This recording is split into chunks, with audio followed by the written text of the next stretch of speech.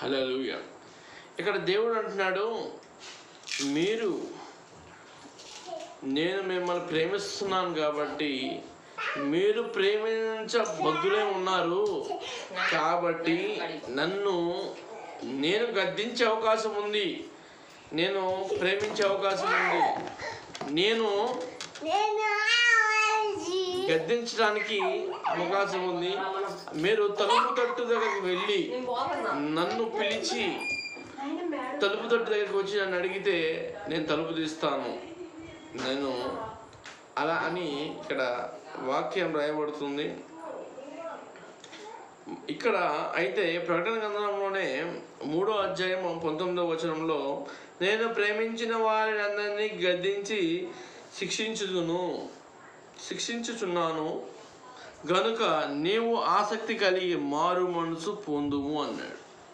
నేను శిక్షిస్తాను, గద్దిస్తాను, మారు మనసు పొందండి అని కూడా రాయబడుతుంది. ఎందుకంటే ఇదిగో నేను తలుపు వద్ద నిలుచుచుండి తట్టుచున్నాను. నేను నీ తలుపు దగ్గరికి ఉండి నీ ఇంటి తలుపు దగ్గరకు వచ్చి డోర్ కొట్టి తట్టుచున్నాను. ఎవరైనా నా స్వరము విని తలుపు తీసిన ఎడల నేను అతని యుద్ధకు వచ్చి, ఎవరైనా తలుపు తీస్తే నేను ఆయన ఉదయంలోకి వస్తానయ్యా, రండి బాబు, వచ్చి అతనితో నేను నాతో కూడా అతడును భోజనము చేదుము అని ఉంది.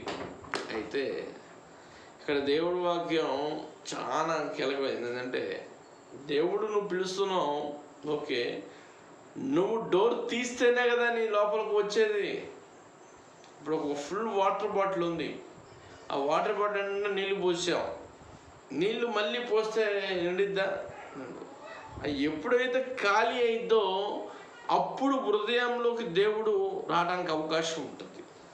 అది అప్పుడు మనం నీ హృదయంలోకి వస్తాను, నీ ఇంటికి వస్తాను, నిన్ను రక్షిస్తాను, నిన్ను గర్జిస్తాను, నీ తలుపు తడతాను, నీ యొక్క హృదయంలోకి వస్తాను. నీ హృదయంలోకి వచ్చిన తర్వాత నీలో నేను, నాలో నువ్వు ఉంటావు. అదేవిధంగా భోజనం బల్ల దగ్గర కూడా మన యొక్క ప్రేమ కొనసాగుతూ ఉంటుందని ఇక్కడ వాక్యము సెలవిస్తుంది. ప్రేమ గురించి చాలా అద్భుతంగా చెప్పడం జరిగింది. ఎందుకంటే ఇది చాలా ప్రాముఖ్యమైనది కాబట్టి చాలా విలువైన మాటలు మనం విలువగా చెప్పుకోవాలి. విలువైన మాటల్ని తీవ్రంగా తీసుకోవాలి. ఈరోజు చాలామంది తీవ్రంగా తీసుకోవట్లేదు, అందుకని నష్టపోతున్నారు. ఎవరైతే తీవ్రంగా తీసుకుంటారో వాళ్ళకి జీవితం ఉంటుంది. తీవ్రత లేని వాళ్ళు భ్రష్టులైపోతారు, భ్రష్టత్వంలోకి వెళ్ళిపోతారు. ఎందుకంటే నేను నమ్మిన వారిని ఎరుగుదును,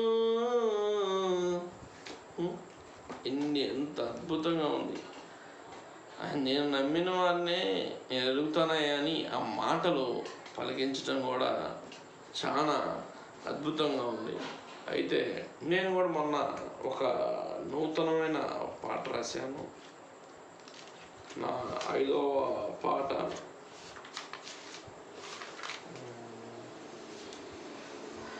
అలసిన నేను నీ పాదాలు చెంతకు చేరగా సేద తీర్చినావు నా యేసయ్యా, యేసయ్యా నీవే నా జానము, నీవే నా ప్రాణము. అయితే ఈ పాట మొత్తం ఎలా ఉంటుందంటే, కుంగిని వాడిని లేవనెత్తినటువంటి, బలహీన వాడిని బలపరిచేటటువంటి, పడిపోయిన వాడిని లేవనెత్తినటువంటిది, అలసిపోయిన వాడిని దేవుని దగ్గర చేర్చడం ఉంటుంది. ఒకవైపు కుంగిపోవటం, ఒకవైపు లేకపోవటం, ఒకవైపు నింద, ఒక అవమానం వడ్డించి ఎట్లా రీచ్ అయ్యాడు అనేది ఈ పాట మొత్తం సారాంశం.